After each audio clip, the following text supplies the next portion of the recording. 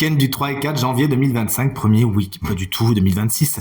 D'ailleurs, je crois bien que j'ai dit 2026 sur hier aussi. Vous m'excuserez, c'est l'habitude, faut que je m'y fasse. Donc c'est bien le week-end du 3 et 4 janvier 2026, premier week-end de cette nouvelle année, que je vous souhaite à nouveau très très bonne. Voici le tirage à 5 cartes. Connectez-vous à votre intuition et faites votre choix entre l'une de ces 5 cartes, voire deux de ces 5 cartes, afin de connaître les énergies principales de votre journée. Si vous avez besoin de plus de temps pour faire votre choix, vous mettez cette vidéo sur pause et vous me dites bien dans les commentaires quelle carte vous avez choisi. De mon côté, week-end du 3-4. Ce sera la carte 3 et la carte 4. Je me suis pas foulé, vous avez vu. Allez, la carte numéro 1, si vous l'avez choisie, elle est super chouette, c'est le valet de coupe. Aujourd'hui, vous laissez parler votre créativité, votre monde émotionnel, votre côté artistique. À moins qu'il n'y ait de nouveaux départs, de nouvelles informations, des échanges au niveau du sentimental et de l'émotionnel. Un jeune signe d'eau, Cancer, Scorpion, Poisson, pourrait avoir une importance particulière pour ce week-end. La carte numéro 2. Si vous l'avez choisie, on est sur un autre personnage, c'est la reine de bâton, on monte dans la hiérarchie du tarot.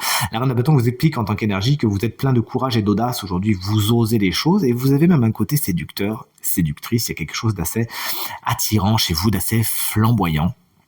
Vous pourriez même attirer certaines jalousies, attention.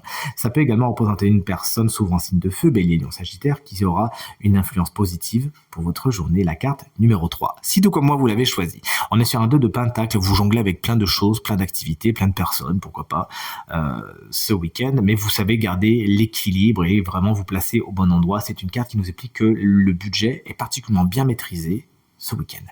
La carte numéro 4, si tout comme moi, vous l'avez choisi, on est sur un 9 d'épée. Il y a certaines situations qui vous stressent par contre, certaines situations qui vous angoissent, qui font ressortir chez vous quelque chose de pas spécialement positif. Il s'agira de regarder les choses en face, mais surtout de les libérer, d'en parler afin que ça ne grossisse pas. Et la carte numéro 5, si vous l'avez choisie, on est également sur un 9, mais cette fois de pentacle. Un week-end, somme toute, au cours duquel vous êtes indépendant, vous savez vous satisfaire, vous autosatisfaire, assurer votre propre confort, votre propre succès. Vous n'avez pas spécialement besoin des autres, vous vous régalez de votre propre sécurité, de votre propre abondance.